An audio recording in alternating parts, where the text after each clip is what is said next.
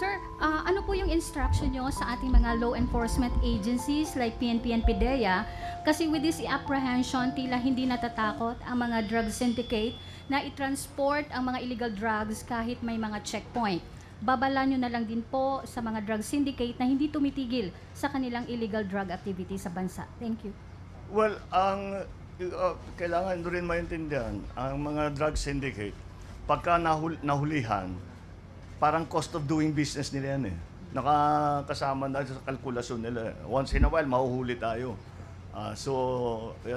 Pero malaki pa rin ang kita. So, tuloy-tuloy lang. We cannot, there is no, tinatawag na one single answer tungkol dito. There's no silver bullet to this. Kailangan talaga kayod. We have to operate. We have to gather intelligence. We have to coordinate with Interpol. We have to coordinate with intelligence and drug agencies of other countries around, of ASEAN, of Asia, kung saan man nanggagaling. Because this is an international crime. So we have to keep, there is no other solution but to keep doing this. Na kung pasok sila ng pasok hanggang it is not para magawa, napakahirap magpasok ng drugs sa Pilipinas, wag na natin gawin, dadali natin sa ibang lugar. That is the situation that we are hoping to achieve. Pero the only way to get that is to continue to prosecute the drug war but well within the law, so that the cases can be filed. Then the syndicates can be identified, the guilty parties can be arrested and eventually imprisoned. And that is the point of this what we are doing. That's the only way to approach it. Pahirapan talaga yan. Tignan ninyo, tayo nasa Pilipinas, tignan ninyo ang problema.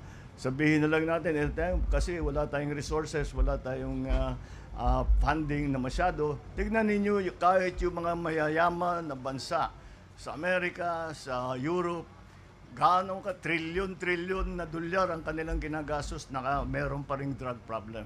Kaya tayo, ganun din, wala tayong mga ibang pwedeng gawin kung hindi sige lang ng sige, just keep going. Ang kapulisan naman natin is... I do not play with conjectures. I do not make assumptions. I just say what I should be saying as a president and as a mayor. Now, if the criminals there are killed by the thousands, that's not my problem. My problem is how to take care of the law-abiding, God-fearing young persons of this republic because they have our resources. But when I was campaigning as a president, the drug problem was already reaching by the millions. 3 million is 3 million. Now, during my time, we have started to count. We are nearing now the 800 mark, 800,000. By the year ends, I would have about also 1 million. So I have 4 million drug addicts. Do you think that's an easy number? So you were saying about this facility, sir. What is this about? This is a rehab facility built by somebody. This is what they cried at. You know, Duterte, he should have built rehab houses instead of killing the criminals, the drug lords. You know, this would cost millions. I entered the presidency of the Republic of the Philippines midterm. There is nothing at all left in that budget for this year, which was prepared by my predecessor, which was also prepared the other year to be implemented this year.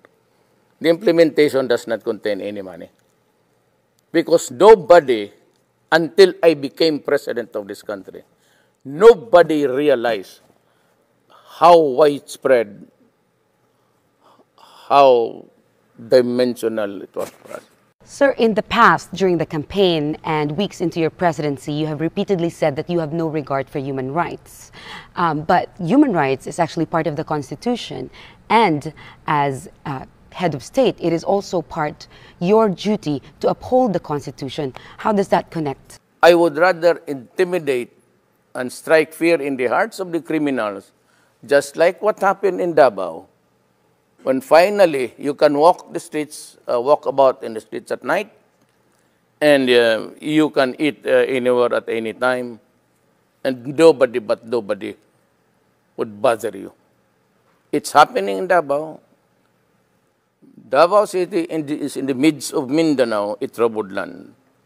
But I can assure you, as plenty of people have been there, it's a destination for conventions and conferences international.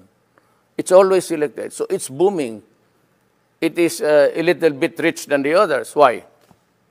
Because we can live our lives normally. And of course, business can thrive. So that when I said, I do not care about what the human rights guys say. I have a duty to preserve the generation. If it involves human rights, I don't give a shit. I have to strike fear because I said, the enemies of the states are out there to destroy the children.